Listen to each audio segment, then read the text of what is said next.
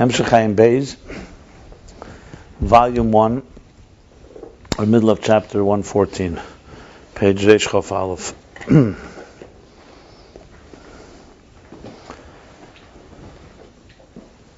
And began explaining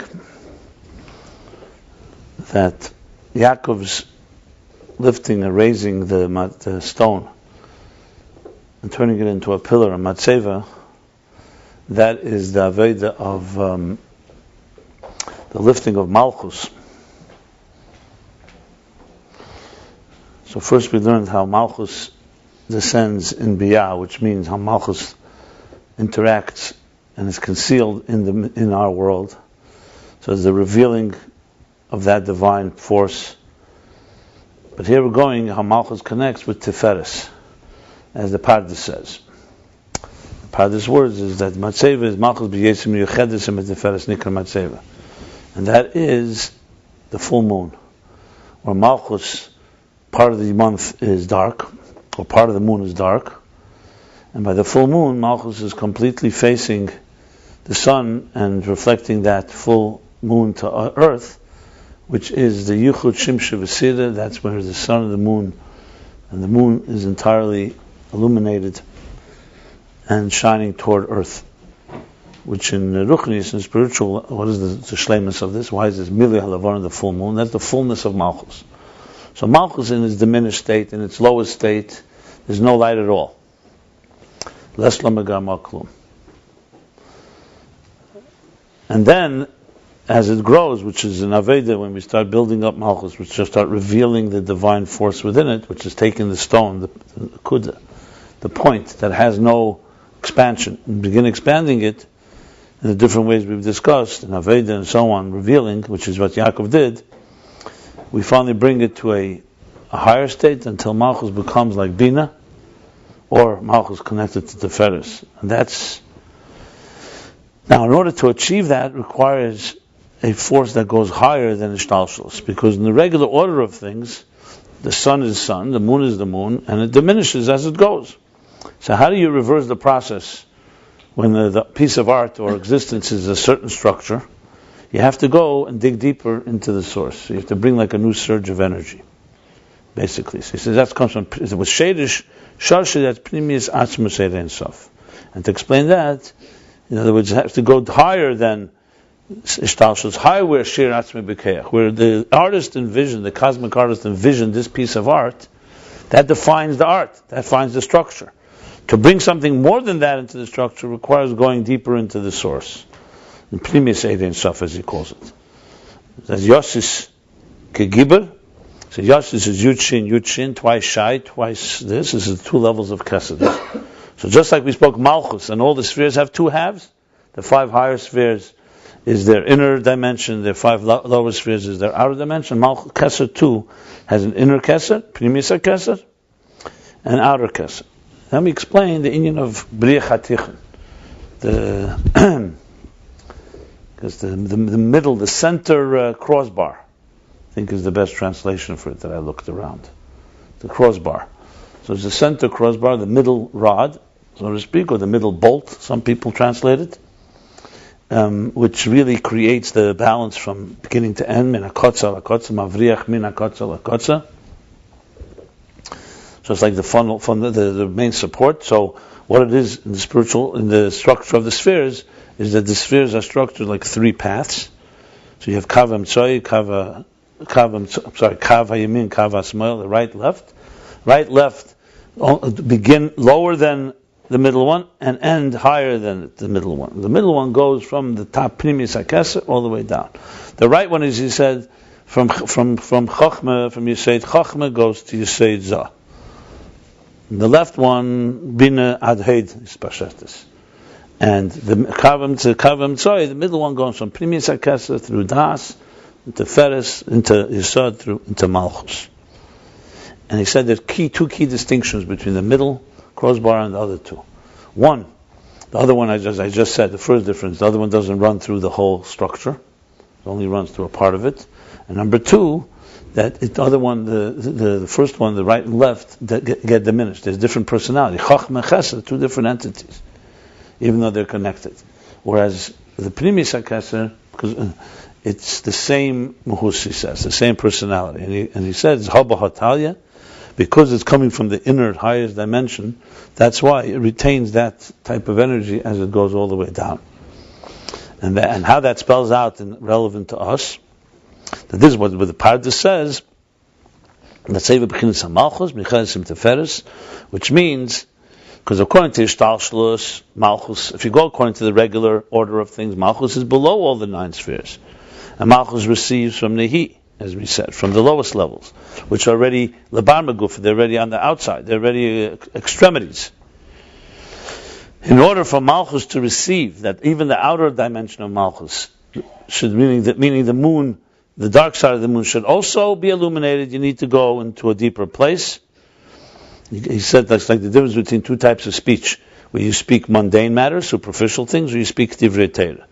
So Asar Mamoris, even above, is also to create. That's the energy that creates. That's the speech, Asar Mamoris. Seres HaDibris is the Pnimis, that brings in a deeper level. Tiferes, Zumat, and Teira.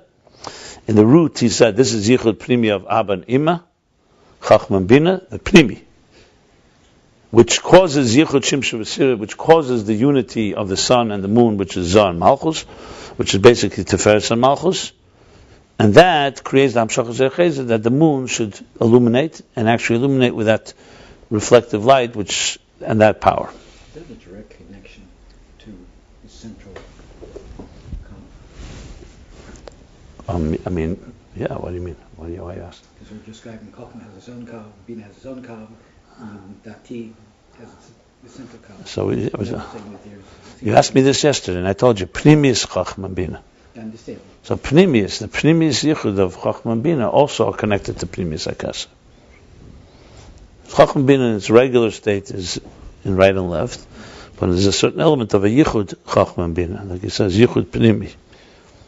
Says these words here, we do Yichud Pnim Davo, Shanim Mishkim Pnimis HaKeser. Yichud.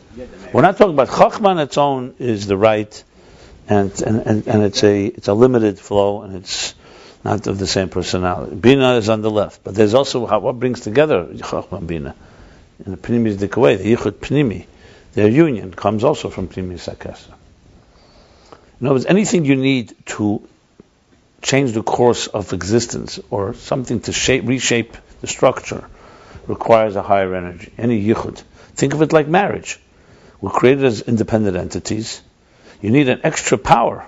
Okay, the Ragachover. What is a Pul Nimshachas? Because a man and woman are opposites. They're strangers, they're different personalities. To keep them together, you need a higher force.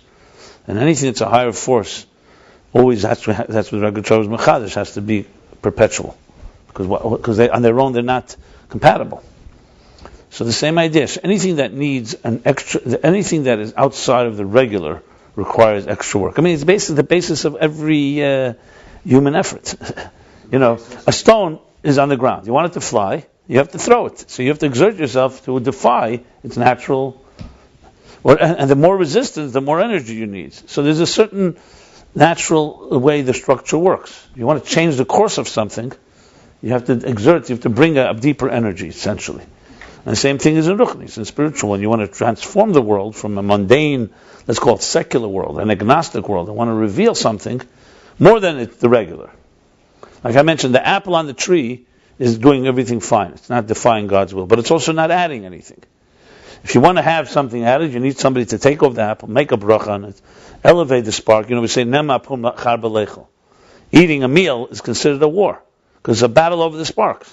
Because on their own, the bread is where it is, and the wheat or whatever, the grain. And we're doing something, so it's a war because you're trying to release something that's being held hostage or trapped, etc. So that needs that deeper relevant to the big picture. Basically, the yichud of bringing down from Pnimi Sekesa creates a yichud of Pnimi of Chochmah Bina Abba Ima, which in turn creates a yichud between Zah and Malchus, Teferes and Malchus, Shimshu V'Sir. That's the full moon.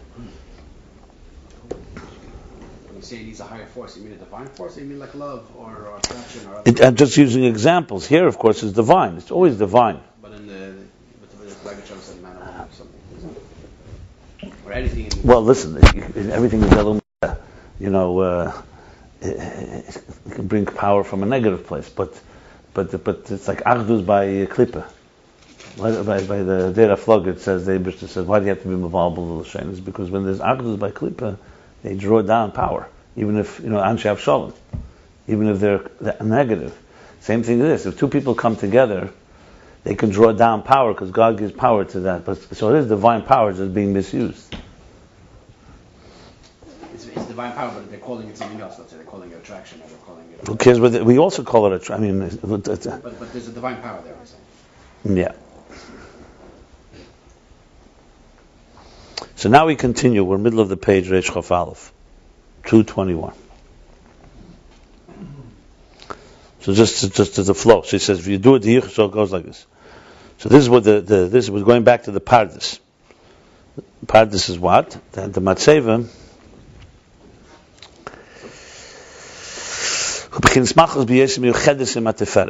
So this unity comes now coming from Primis HaKeser, which is drawn down, goes through the middle rod, the crossbar, the center crossbar, into Malchus. Now he says, Vizeu ve'yitzuk shemen al reisha. And now we'll understand why he's using Chacham Bina. Remember I asked the question, what do you need to bring in Yichud Chacham Bina here? You just say, Teferes HaMalchus, Teferes is a Kavam Tzoi, I can bypass the whole Chacham Bina. But now there's another thing the Yaakov did. Besides lifting up the stone and upright as a pillar, he then, he poured oil on it, he anointed. What's the significance of that? We have not discussed that. So it says, that he poured oil on its head, meaning on the top of the stone. Is that something that was commonly done? It's an interesting scene. I mean, it looks like weird to me. But you take a stone and pour oil on it. I understand from Mizbeach, if there's a carbon, what's the oil being? Okay, it's a form of anointment. I guess it was a... Yeah. And later, you don't have in Torah, Tzika Shemen, you have Shemen HaMishcha for Meshichas HaKoyen and for Melech. In Kalim. You don't have it outside of the... Yeah. And then, of course, you have Shemen on the Mizbeach, you have the Keteris and stuff like that. Okay.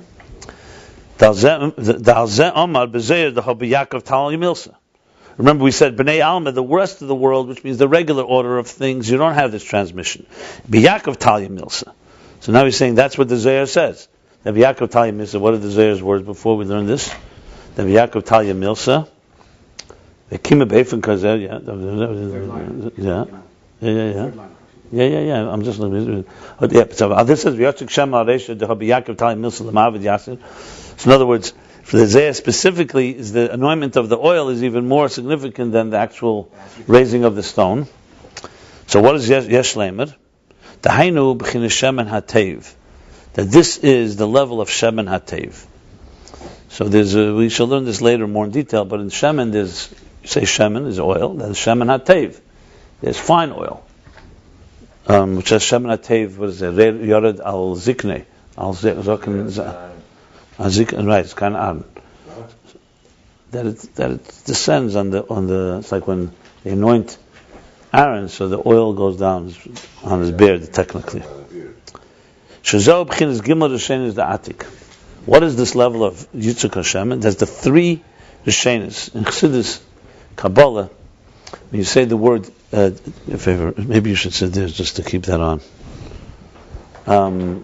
Yeah. When you just an explanation, we spoke before about Hey Rishenis, Hey Achrenis, Hey Sfilis Alyenis, Hey Sfilis Tachtenis. There's also a thing called Gimel Rishenis and Zayin Tachtenis.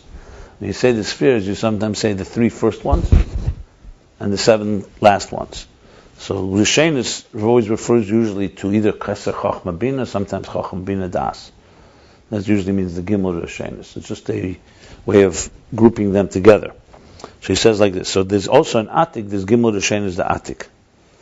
So Atik itself, like we know all the spheres have all the other spheres, so there's the Gimel Rishenis and Atik is usually connected to Radla. It's the highest levels in Atik. So it's like a Keser Chachma Bina and Atik. So he says that's the level of Shemen HaTeiv. We're talking now the pouring of the oil. Like it says elsewhere. In every sphere there's all 10. So what is this now? And through this, in other words, remember we're talking here that Yaakov is the one that is able to lift up Malchus to this higher level, bring the sun and illuminate, radiate, essentially infuse even the lowest levels of Malchus that are concealed with the illumination of the high, of the air of Zah. So it says, because he took this oil from the highest levels in Pnimius Keser. Like we said, he was able to draw down, transmitted the revelation of Atzmos also in Malchus, that also there's to be the revelation in Biyah. So if you go with the regular order of things and you don't reach into the oil, into the three heads, the three first levels of Atik, which is Pnimius Keser, you're going to have Malchus in a diminished state.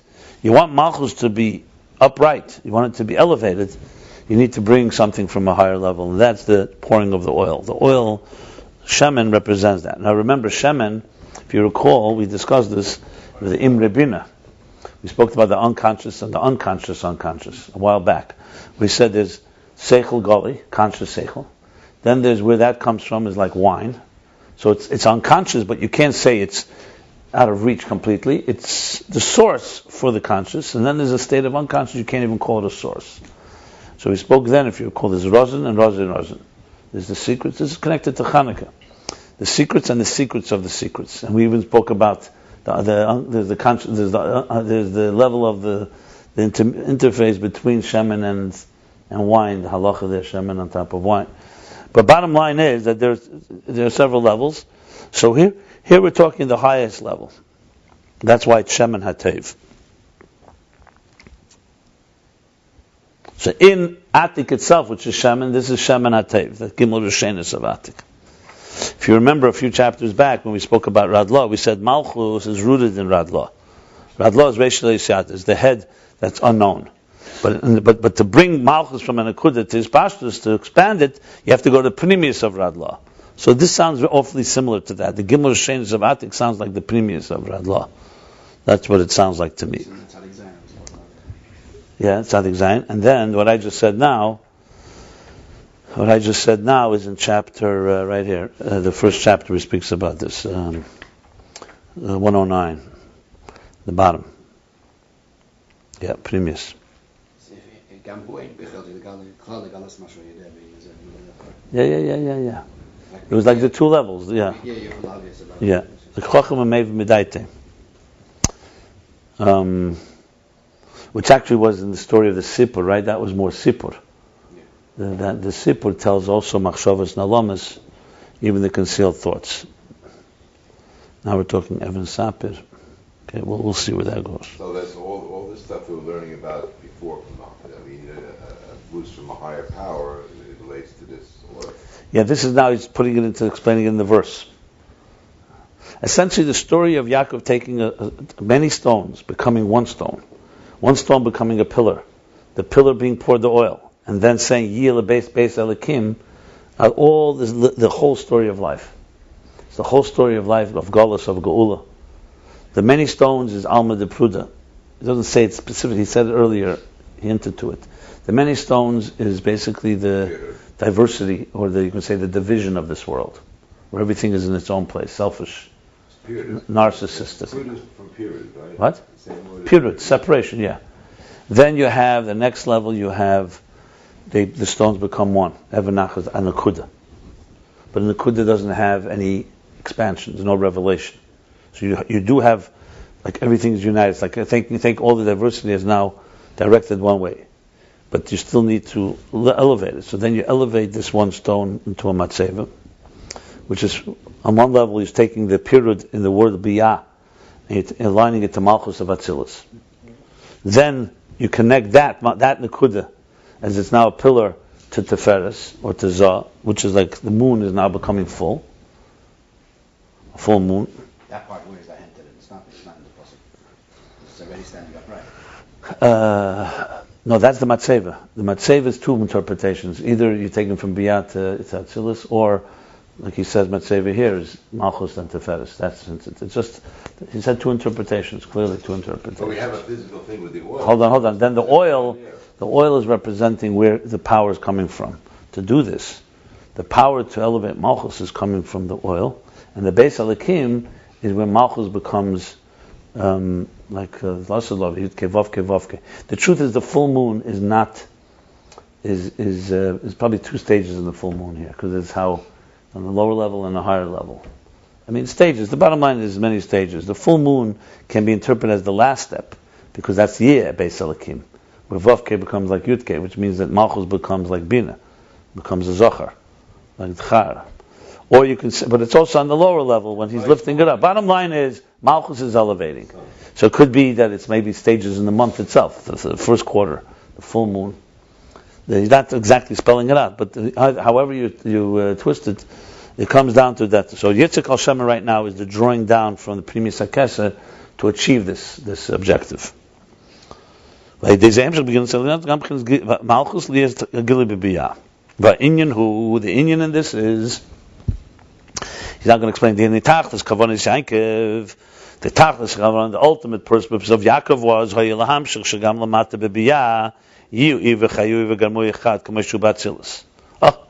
his mom is spelling out now the whole story. It's like summing up. We're getting to basically summing up almost. I mean, there's another chapter and a half about this, but this is very critical now. So the purpose of Yaakov, as we said, he's Bala Atzilus. What's Yaakov's Aveda? Is to draw down in Biyah, in a world that is independent, distinct, and diverse. That it should be That's the second interpretation, right? This is both, really. It's Biyah because it goes down, but it looks to me like everything is in here. Because remember, it's Malchus goes through two stages. There's Malchus as it's the lowest level of Atzilus, but it's still Iyu v'chayu echad. Then there's Malchus as it becomes the Atik, Keser Biyah, and then there too, remember, two levels, where first it's just the Atik and it's concealed, and then it spreads everywhere. So think of it like the source is now drawn down, it's separated now, it's very concealed. So the first step is to gather it all together into one and realign it to Malchus of Atzilus. And then the second step is Malchus. So he's saying both here. In Biyah, and then it should be united with Iyu v'chayu echad. Yeah, it's he's really now interpreting, I think, both elements, but it's two steps. Good. The oil brings it up to Kesser. The oil draws down from Kesser. But what actually builds up Malchus to the Paris? Is there any physical act associated with that? You're talking Aveda, the Aveda of it? Yeah. Well, look. The idea of the oil is accessing. The oil is going into the deepest engine room to get some new energy. That's what the significance of Mashiach in general is. That's why you anoint someone. Why do you anoint a king? Because oil is a sacred sacrament, and oil has power. You know, Chassidus, Primis HaTeira, because oil represents Primis HaKesed. So it's so-called appointed king, you pour oil in it. That type of idea. That's an anointment. Same thing here. He wants to bring from Kesed this. The Aveda of elevating Malchus is the Aveda of aligning, in our lives, like he said before, it's aligning your life, instead of focusing on your material, fragmented life, it's aligning it toward the purpose. That's the Aveda of it. So you have to distinguish, there's the physical act Yaakov is doing, but there's symbolic of something. We don't go physically pour oil on stones. That's not our Aveda. We do it symbolically. We do it ruchnistic. So, but the steps begin, if you recall, Yaakov spends 20 years tending to the sheep. If you recall, he's drawing down from Lavan and Elyon, from the highest levels, he's drawing it down into existence. And then, basically, the building of the mound, or the building of the pillar, was really, at the end of his work, was really bringing down. Now, even in the world of Ishtalshlus, he was also creating a filter, the proper filter. But here he's talking, remember, this is before he begins his journey. This is before the Tzayin Lavan. So he's like setting the stage of what he's going to be accomplishing. He's setting the stage. So he's talking like the general Aved of it all. But if you will go back specifically, there are stages in this itself. In other words, the constructing of the pillar after the 20 years, on his way back to Israel, and constructing the pillar before, he didn't really spell out the difference, but it's clear that it's two different stages. One seems to be, he's already bringing it down into Shtalshlus, the second one. The first one is more of the higher dimension where he's just establishing the whole picture. But he didn't really spell it out, the difference, so I'm not either going to spell it out. I mean, let's see, maybe it'll come apparent, as you say. Deeper energy, first one. Yeah. I'm saying, but we talked about this. There's a similarity. Right now, he's talking in the beginning of the story. So he goes like this. So Kachas coming down to, let's talk, is to bring down into Biyah. There should be the same type of sense of unity with the divine.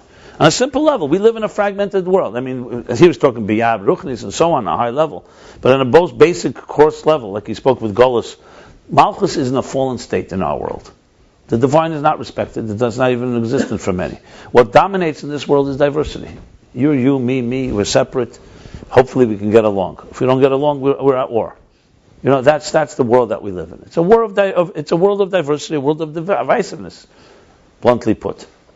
And the Avodah, Yaakov is being the Ovis, Amaisa of a similar body. Remember I discussed, he gives us the power. His work is to align. Similar, Avram begins the process. But Yaakov is a key step in the process. Avram, when he says there's a God in this world, he's essentially announcing that we're not living in a world that's our jungle or on its own. We're aligning it. I mean, it's in simple English. Yeah, sneaking to be rolled up and got none. Now remember, all of this, he's also giving us a whole picture. Remember I gave the whole introduction, where the Mittler Rebbe says the Sefer Bereshis is like putting the foundation stone, cornerstone, and then the other Svarim are in Chumash are like they play out. Remember this discussion at length? Yeah. So the story of the Ovis is that. So Yaakov's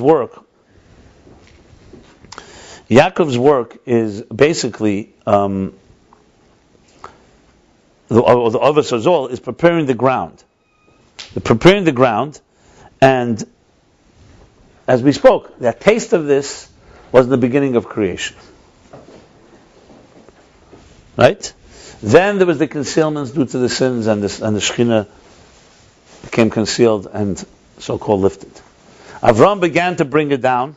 Yaakov continues the process.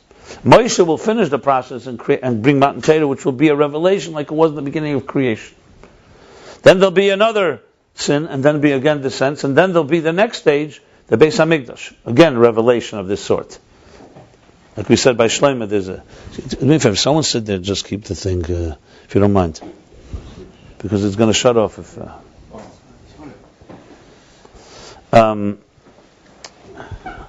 then comes the ultimate... So you have the whole story of history. Then the ultimate is Mashiach, Adam. Remember we said Adam is Rosh Tevis, Adam, David, Mashiach. Then comes the end of days when it will be a final permanent revelation where Malchus will finally be on the same level. It says, then we didn't bring that pasuk yet, but that's the idea. So bottom line is, what we have is essentially the whole story of history. Yaakov is at early stage. We're setting the stage, preparing for Matan Torah. Remember we spoke about, Avram brought it down from the Shekhinah, from the Rekiah Shvi to the 6th heaven. Then 6th heaven to the 5th. Yaakov is from the 5th to the 4th. And Moshe will finish the process. When the Migdash will make the Mishkan below. Shezeu gam kein tachlis hakavana b'matan Torah, shenitna Torah lamata. Which is this, what Yaakov's Aveda is also the whole purpose, the ultimate purpose of Matan Torah, of Sinai. The Torah was given below, b'halachas gashmias, in material halachas, laws, uliyas musagim b'seichel gashmin, and the way that they should be understood with a physical material, a physical mind, haynu sichel seichel ativi, meaning the natural mind. The Torah was not leiba shamayim. The Torah was not meant to stay in heaven. The Torah came down on this earth and manifest itself in halachas gashmis that deal with material matters and deal with a material mind, using our natural mind to understand Torah and so on. So clearly the purpose is to bring down a higher dimension down here below, like he said, Teferes Zemat and Torah, if you remember, just a few lines ago.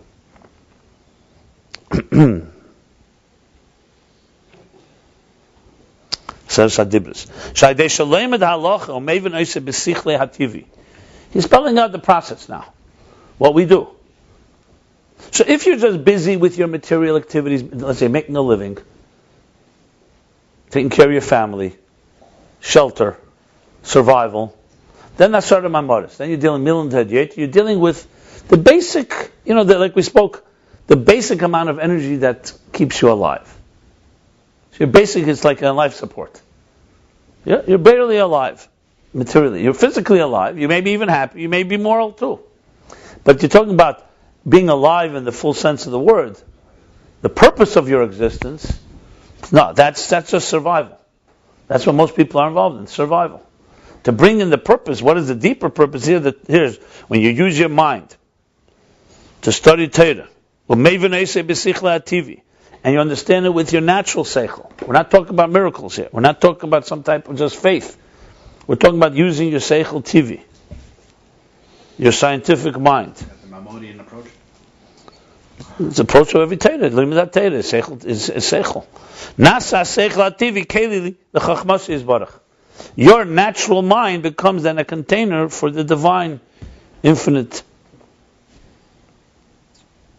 the infinite divine light. Simple as that. If you don't study Torah, then your mind is essentially understanding how things are existent. So you're back to survival, back to existence. No,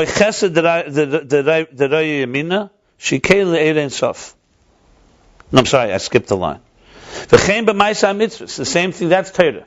Same thing, Maisa Mitzvahs. When you asked how you do this, here's how you do it. It's the same thing, Maisa Mitzvahs, the action of doing mitzvahs. So, mitzvahs is chasadim, like the mitzvah of charity and kindness, goodness and kindness.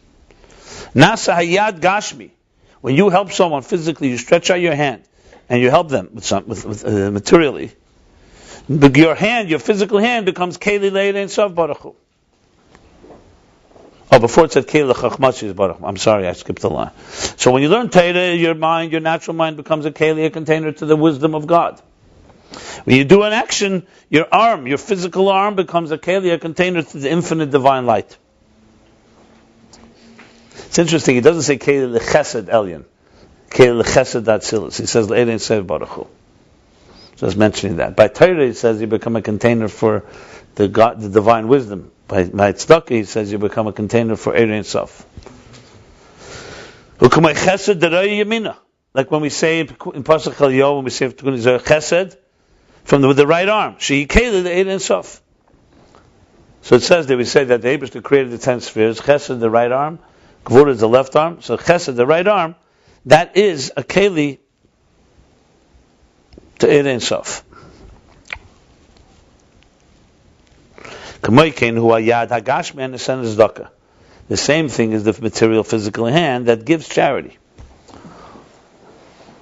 So this is the purpose. This is the whole purpose of Yaakov's work, which is also the whole purpose of Matan Torah.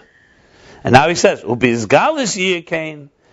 will this be revealed, this whole, today we do these mitzvahs, we learn Torah, when will it be revealed, la'asid? When will it be revealed, la'asid in the future? That's when the physical hand will be literally like chesed of Atzilus.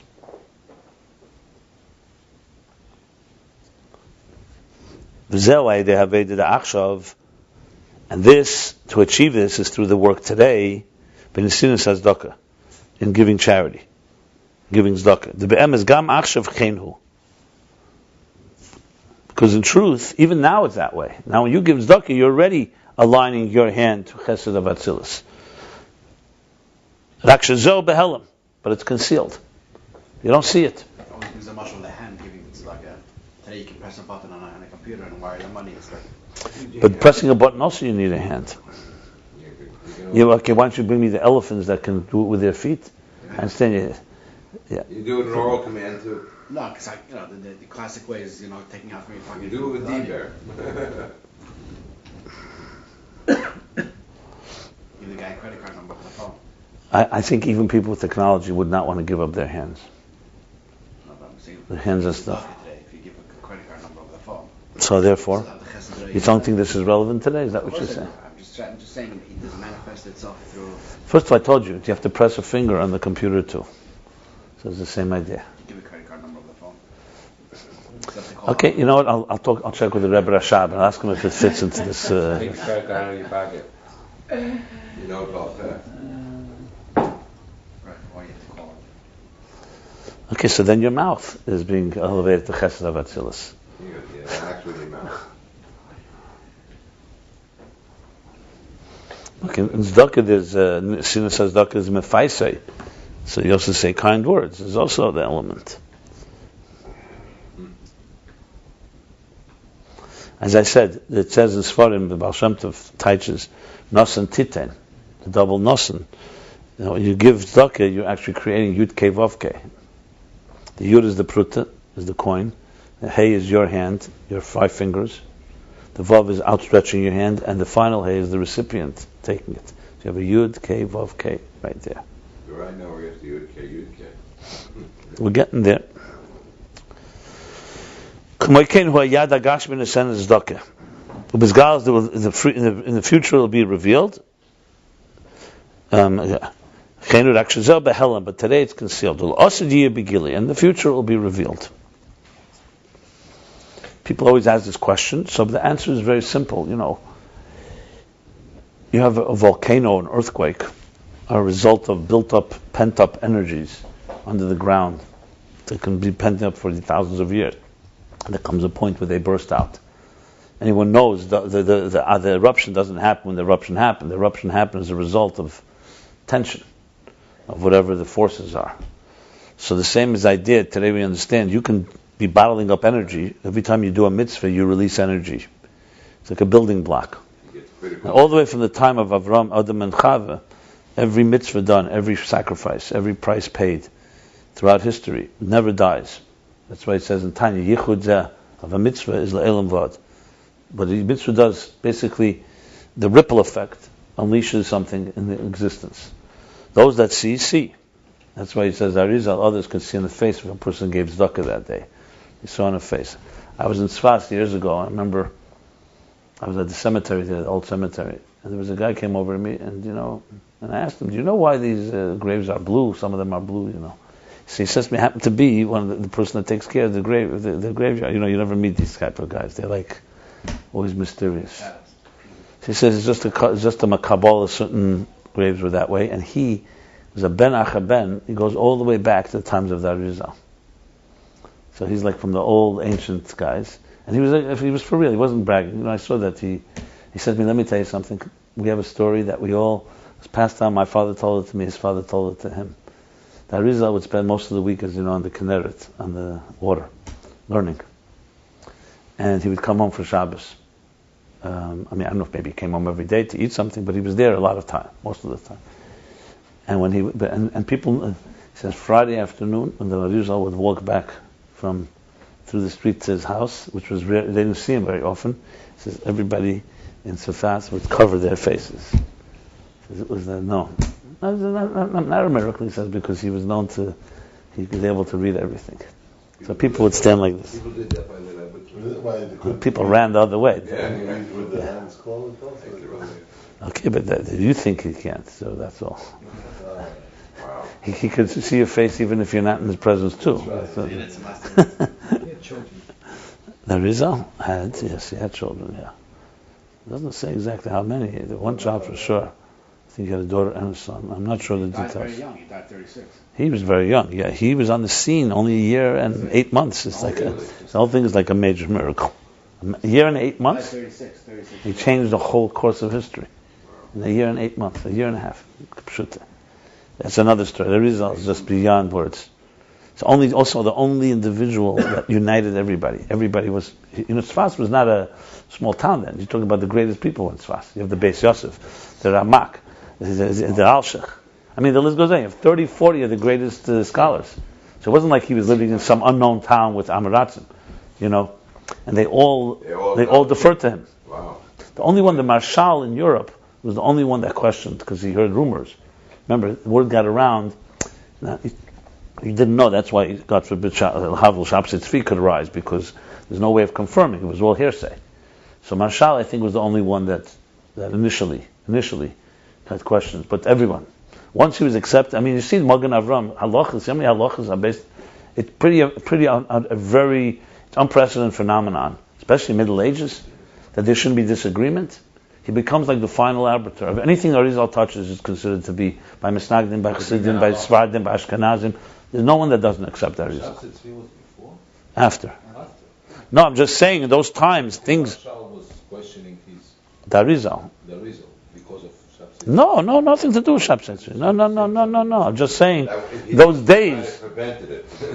days you didn't confirm something, but it's a phenomenon very hard. You see, I'll show you language you cannot believe what people wrote in the Arizal. I mean, they call him divine. They call him Mishalaki. Other things, strong statements by great men. Like the Ramak was older than the Arizal, but he deferred to him. He became like his student. The Pella is that it happened so quickly. Usually it takes a little time, someone earns their way, and also the Arizal was not saying light stuff. The stuff that's in the Sefer Gilgulim, Shal Gilgulim, is wild as it gets. It could either be, as they say, I don't want to say the negative, it's either coming from a completely godly person or from someone that's completely a different place. Because he says there, he's telling people they're Gilgulim. He tells you came from this person. Imagine someone doing that today. I mean, and that they saw something. It looks like, because I read how they all write about him. More skepticism even after that. Okay, I told you there must have been something that they saw. But everyone, it's unanimous. The Shalah is one of the giants, one of the biggest giants. He was in Krakow. He was in Europe. But like the Ramban and others, they came the last years to live in Israel. He came. That's when he wrote Siddur Shar Shemayim. He came to Israel. He came right after the Arizal passed away, and he arrived in Damascus. It's written. You look at Shem Agdelim. The Chida writes about these things. This is not from the Shalah. This is somewhere else. The Shalah, one of the great giants in his own right, comes to Damascus. He meets Reb Chaim Vital, who was the one that had the writings of the Arizal. So Reb Chaim Vital was still around. He shows it to him. The Shalah writes in his Sefer Shalah. You want to hear words? He says, since Matan Torah, there's never been such a revelation of teachings. You know what that means? That means not Shas, not the Rambam, not all the... Rabbi? Wow. That's what he writes. He says, from Har Sinai, Matan Torah, Ms. Moshe Rabbeinu, there's no such revelation of... Now, they saw.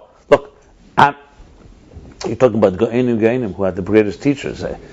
When you have... It's a consensus. There was not one. The Beis Yosef is a different school of thought even. But the Rabbi had the same thing. The story they said He fall asleep or something in his classes, and he told us not for you. The Alshach. He said the Alshach would fall asleep in certain parts. Rizal said, Drush, you come from the world of Drush. So when I don't speak Drush, you fall asleep because it's not shaykh to you. The Rebbe once said at Fabringen, he said that he saw that people are sleeping. He says, but you can't use the excuse of the Alshach because I'm speaking Pshat Remesh Drush altogether. The Rebbe said that. So there's no room to fall. Which neshama are you from? No matter what soul. Rebbe Zon said that. I remember that. Wow. Good to learn that. I was probably snoring away. They could say, now some people say, I'm falling asleep because it's not shaykh to my neshama. The result is a phenomenon. I'm amazed by it. Because the whole Derech HaTorah was to challenge. I'm not even talking about skepticism, just the Derech HaTorah. They didn't, clearly they saw it. I'm just saying, look. He wrote one Sefer Glum? He didn't write any Sfarim. I'm saying, He didn't write any, he wrote 30 Sfarim at least. Not B'nai Chala, there's the Zmiris. Yeah, B'nai Chala, the 3 Zmiris, with the Shal Shudas. Anim Zmiris. 30 Svarim? Azama B'Shvachim, huh? You said 30 Svarim? Around, maybe more even.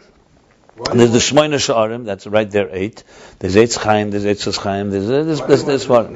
Rab Chaim Vital wrote most. He told Chaim Vital to write. Rashbi also, Rab Abba wrote the Zohar. He dictated, he said it. But it's like Hanochas, essentially.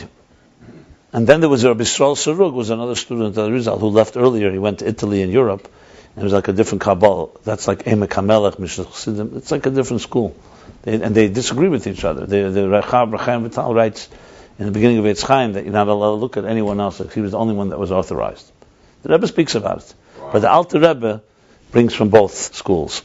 So basically, things like Shashua Melech Batzmusei, things like the concept of Rishimu. This is not in the Rechav's Kabbalah, it's in Yisrael Sarug's Kabbalah. But Chassidus unites the two.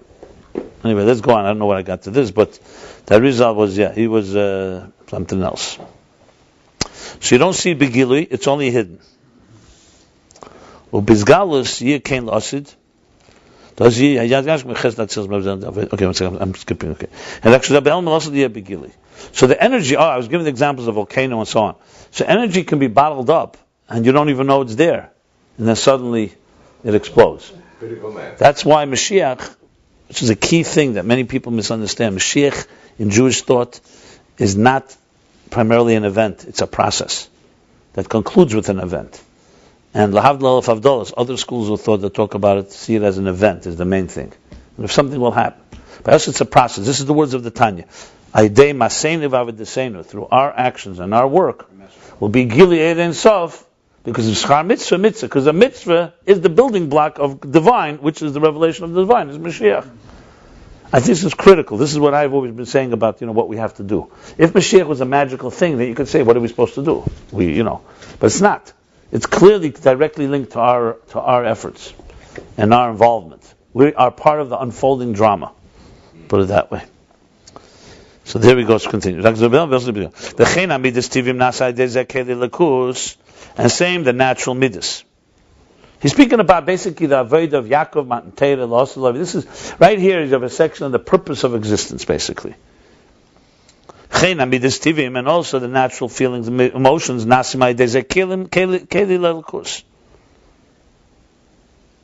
become through our work a container to the divine. There you go. Like someone who gives charity to Ani and Mefaise and consoles him.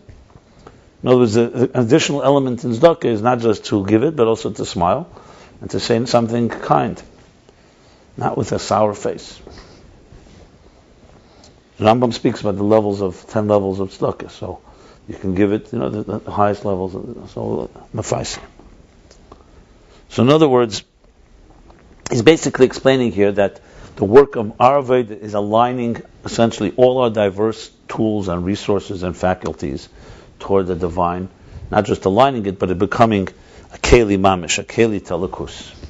So that's the question one has to ask themselves every second of the day.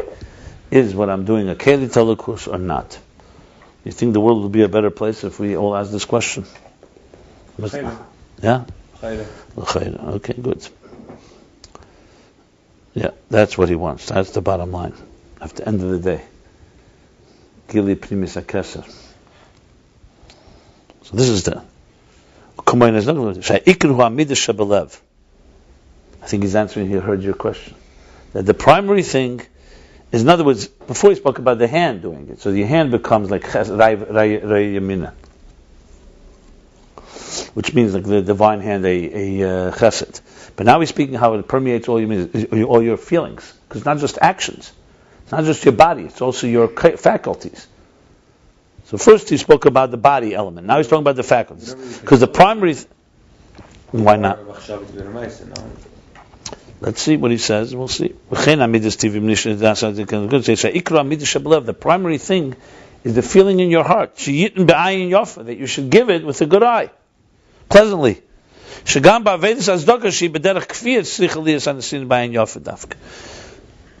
That also in the Avodah of Tzedakah, which is generally Maisin al Tzedakah, but that's what he's referring to, B'derech Kfiyah. You have to force yourself. It's not easy to give. Still then, you shouldn't look like you forced yourself. You should still be doing it in a way, with a pleasant way. Not like someone's, pulling teeth. Dafka. Meaning that you should not have a negative feeling in your heart to someone to anyone. That your heart should not be what's the word? Hostile. Not hostile. You shouldn't be bothered by it. You shouldn't be disturbed by it. Yeah.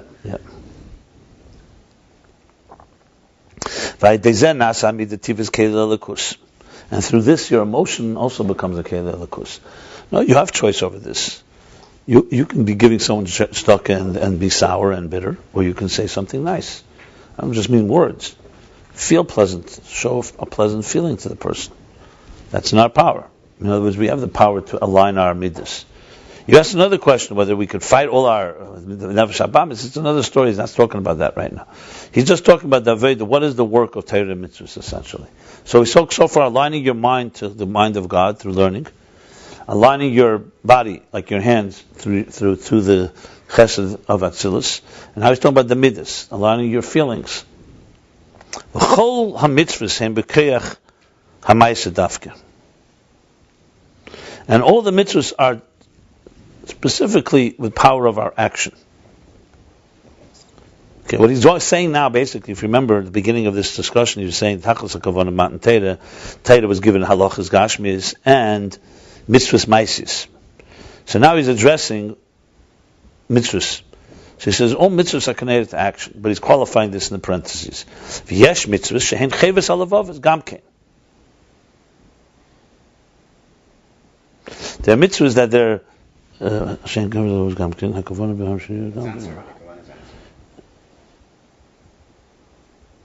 I'm sorry. Yes, mitzvahs and cheves halvavos. There are mitzvahs who are the responsibilities of the heart. For example, avos Hashem, yiras Hashem, avos Yisrael. There's a whole series of mitzvahs of loving others, loving God, which are responsibility. Just for the record, mitzvahs break into three categories. Obviously, there's mitzvahs machshava, there's mitzvahs b'dibur, mitzvahs b'maisa. That's in some places it says. Machshava, for example, is kavana. By korban, machshava is critical. You have to have the right intention. Wrong intention, the right action can passel the korban, can make it disqualified. Right. Then there's mitzvahs b'dibur, like tefillah, davening, even learning with the bartabam. Different opinions, but there's the inyan of b'dibur. And then there's mitzvahs ma'aseh, like tzedakah. Then there's also the Sefer Charedim talks about. Then there's mitzvahs that you do with your mind. That would be like learning. With your heart would be these feelings. So he says, "Gam ken hakavana behen sheyuk gam bekechas hativim."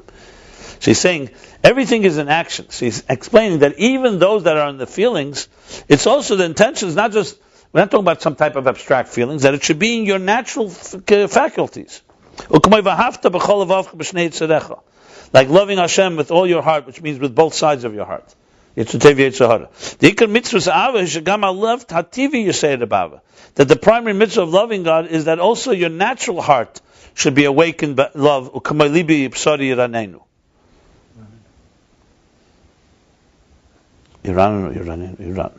That my heart and my flesh sing, are celebrating. Where did we see that lashon before? We just had it before. Do you remember? It's a few chapters ago. No, it's not long, Black. Libi Psari, that my basar, the basar. Yeah, so the crowd.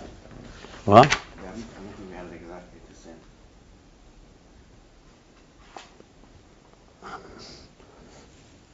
For some reason I remember it very recently. Okay, fine.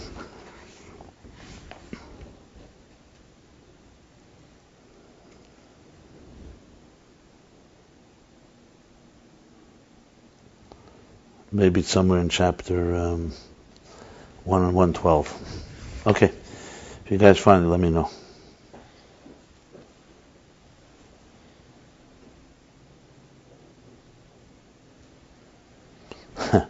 Now we all want to find it, right? It looks like it belongs in 111, I see. Yeah, I see it over there. 111. I need Shana maybe here. Okay, fine. Let's continue. Anyway, so he's seeing here that, so mitzvahs have to come, so even love, the primary thing is that the love should come into the natural part of your being. Then out of the parentheses, v'nislapshu b'dvarim gashmim dafka. So two things. Mitzvahs are manifest in actions, and they are enclosed in physical things specifically. Like tzitzis in physical wool. But tefillin b'klaf hagashmi, and tefillin with physical parchment, which comes from the skin, the hide of animals. The tachlis hakavana b'chol zeh is a very interesting, nice piece summing up just the whole. Glad he's doing this, because sometimes you don't have this; it stays so abstract. Okay, shukreich Rebbe, bring it down to our level. I'm just saying thank you, Rebbe. The tachlis hakavana b'chol zeh. He's giving us aces that the ultimate purpose in all this is that there should be a manifestation and in clothing and a unity and integration of the infinite divine light, mamish, b'chochma in wisdom, v'chesed shalamata, and in love below. But Maisa mitzvahs in the action of mitzvah shem b'keich ha-Maisa dafka canal that come down in the power of Maisa. So it's not just a spiritual experience. You want to actually bridge a material divisive world with a unified divine purpose. Okay? So you're taking the piece of art and you're aligning it back to its artist and the way he wanted it to be. Ubasiyosan, begashmis, bedvanim agashmim, and in actions that come into physical, and physical actions that come in physical objects. Shazeho yamshachas Moshe Rabbeinu alav hashalom. This was the transmission. This was the amshach, even more than transmission. What Moshe Rabbeinu achieved. That also below should be the unity of you and your energies are one, and you and your containers are one.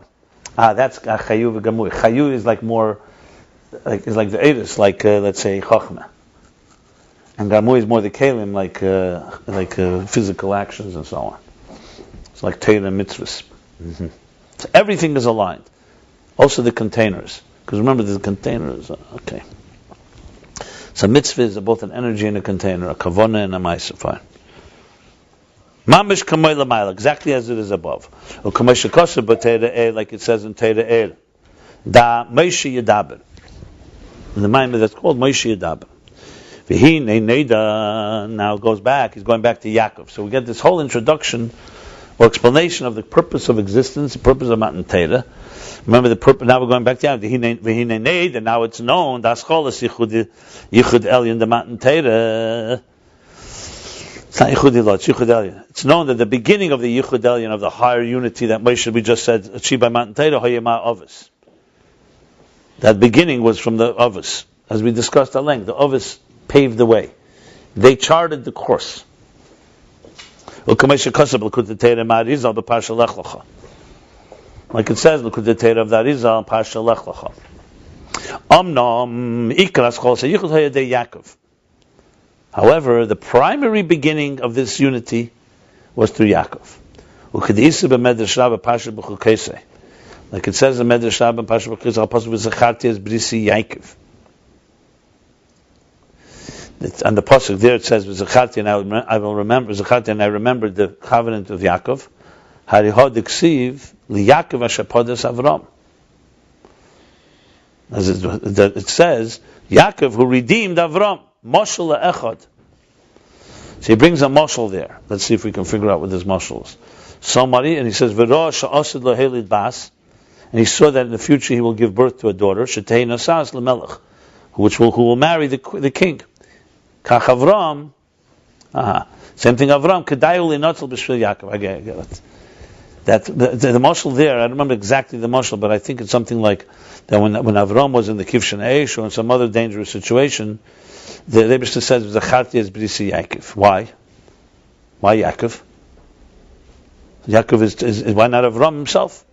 Because Yaakov is Shapadas Avram. Yaakov is the one that actually redeemed Avram. Why? Because someone saw a person, a simple person. I mean, Avram is not simple, but relatively speaking, I guess. So someone saw someone in a dangerous situation. And you could think he's going to leave him alone. He said, but nobody saw that in the future. He's going to give birth to a daughter who will marry a king. So she's going to be something special. Same thing, Avram, it's worthy to save him because he's going to give birth to a grandson. It's interesting. Avram himself is, as I said, no slouch, right? So, but clearly the Medrash is, I have to look inside the Medrash to see what the exact emphasis is. But in other words, there's something about Yaakov, because Yaakov is like, this explains it. Avram was great, but Yishmael still was not a perfect. Yitzchak Yotzim Menu Esav, and Yaakov is Mitashe Shlema. He had a full, complete, healthy family, and complete family. So Yaakov is ultimately Tiferes. I don't know if he's going to say this, but Yaakov Chesed and Gvura, as we said earlier, don't bring down the whole Hamshachah. So Yaakov is the primary drawer down of this energy. And so even though the general Yichud begins with the Avos, in the Avos itself, Yaakov Bechir Sheb Avos. Okay.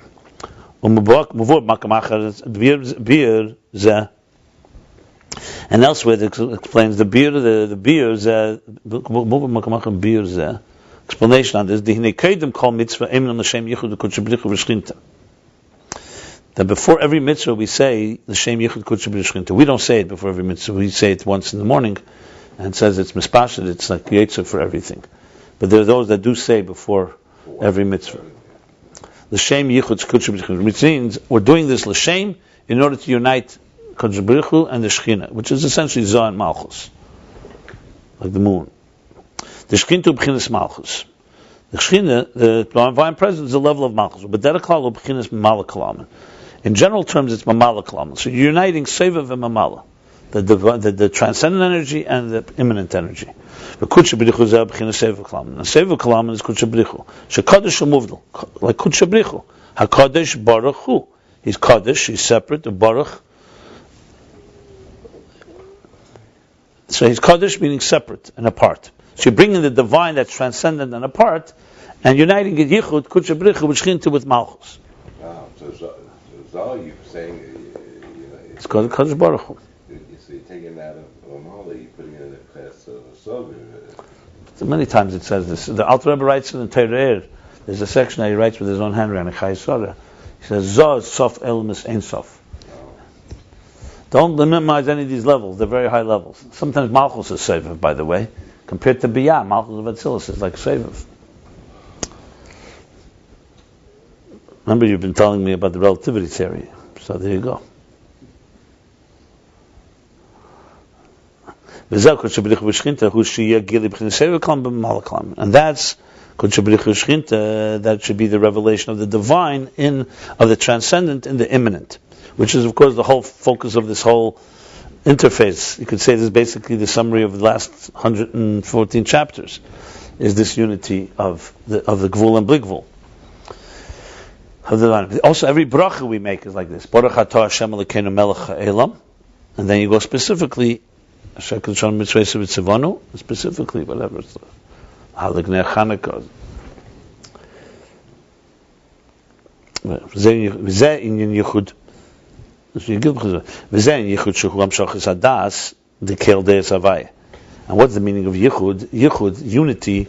That's when you transmit or you draw down das. Because das is Keil Deis Havaya, which we learned earlier. That Keil Deis Havaya, God has many knowings, and Deis, das is two. Keil Deis Havaya, two, meaning plural. Das Elyon v'das Tach, the perspective above and the perspective. What's the perspective above? That's Sevav Kalam. Perspective below is Mamala Kalam. The energy within. Vayichud u'shagam b'das Tachten. The yichud, the unity is that also in the lower knowledge. Remember we learned Maven Dover, Metech Dover, that. That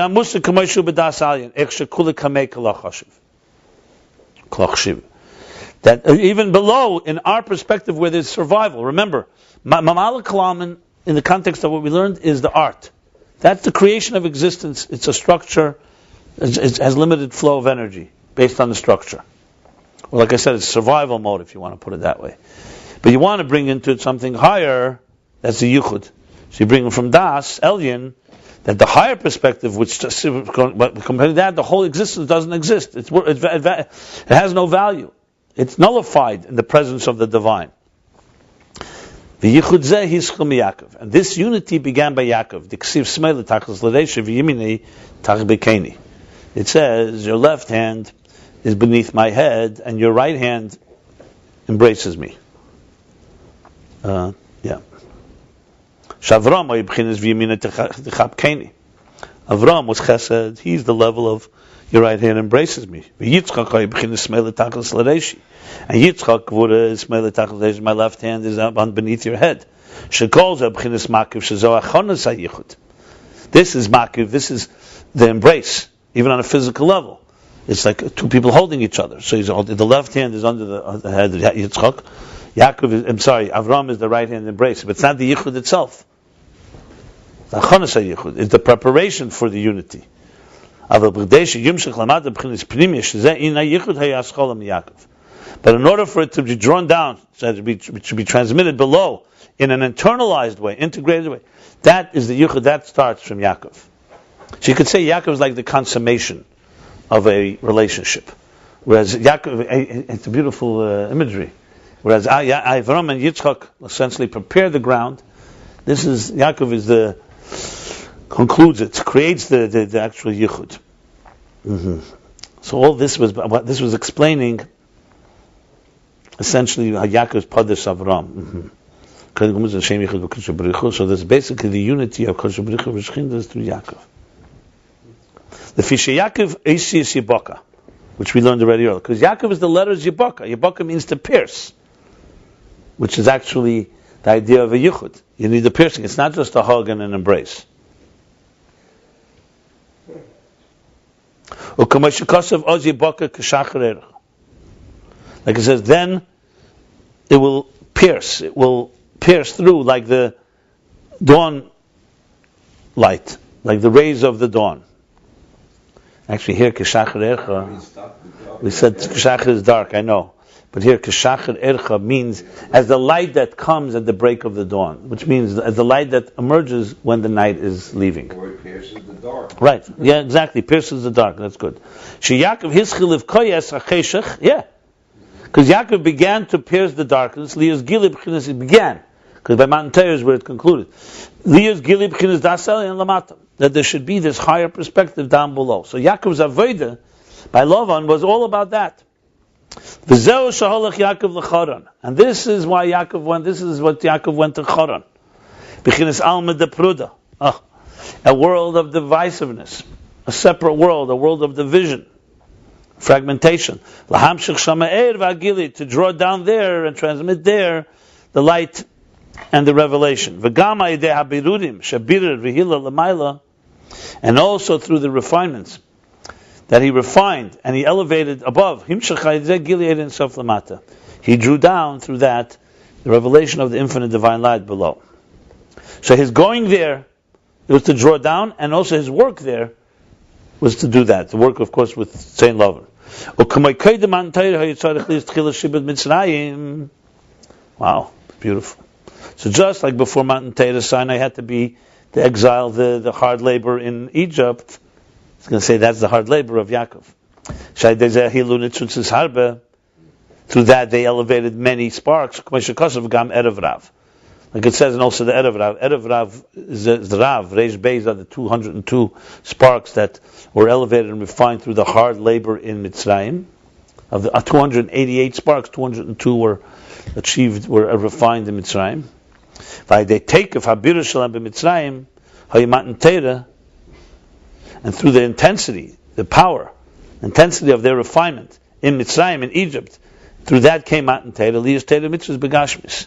That broke through the way. That hard labor was a preparation that broke through the way for Matan Teira to actually draw down Das Elyon into Das Tachta, draw down the infinite, the transcendence into the imminent. It was plenty of Erev left after Matan Torah.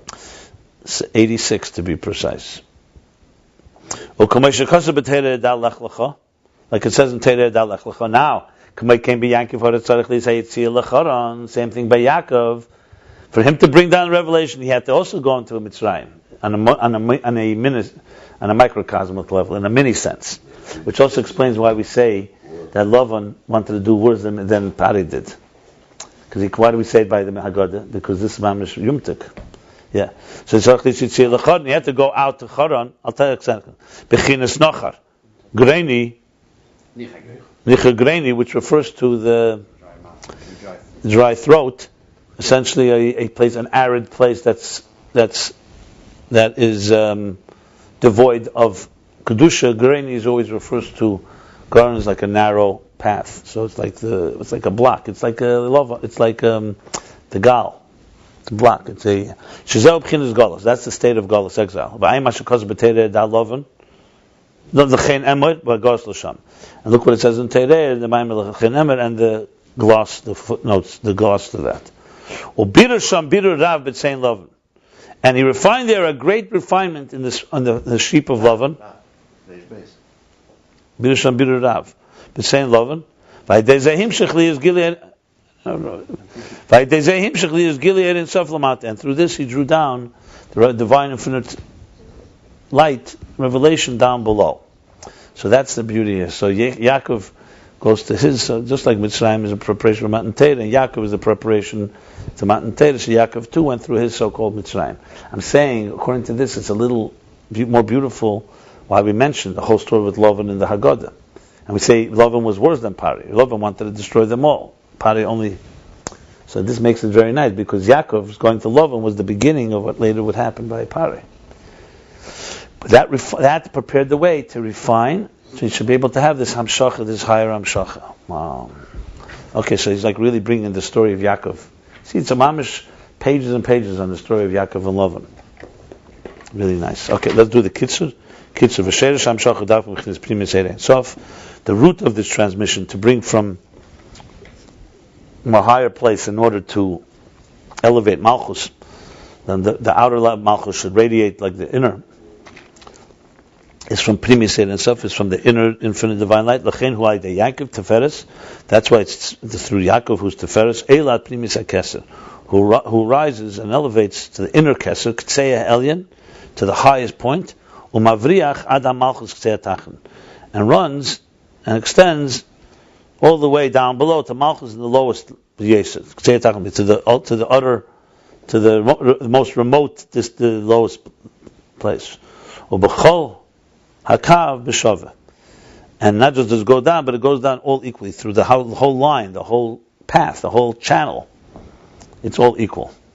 V'zeh yichud teferes hamalchus, and that's the unity of teferes hamalchus, the words of the Pardes.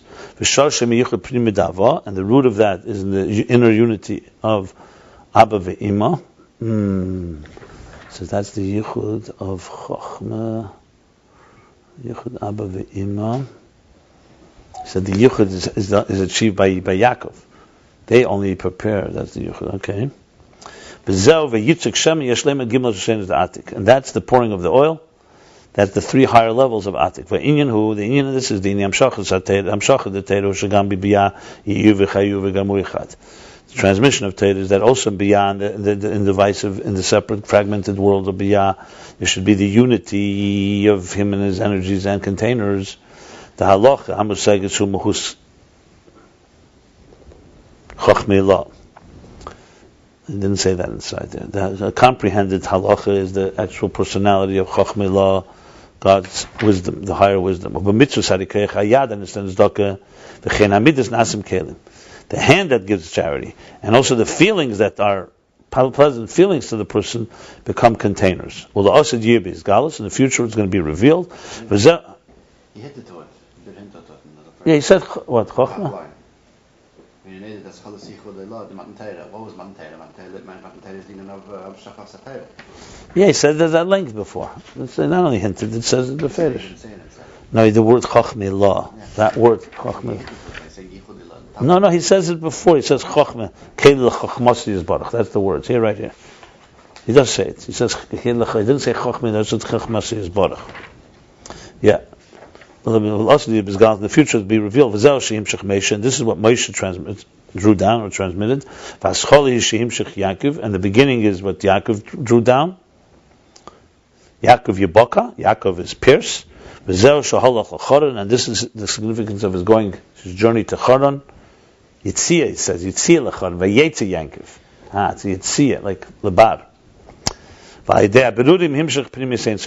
And through the refinements, his work of refining the sparks, he and of the sheep of Lavan, he drew down the pnimius, not the inner dimension of the infinite. Where do you see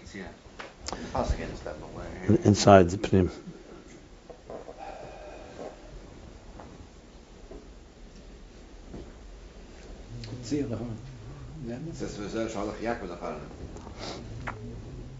It says you see it too.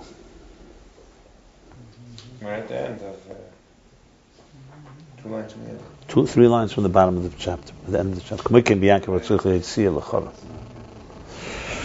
Okay, we stop here. We did concluded chapter 114, 1 second, page 221 and 222.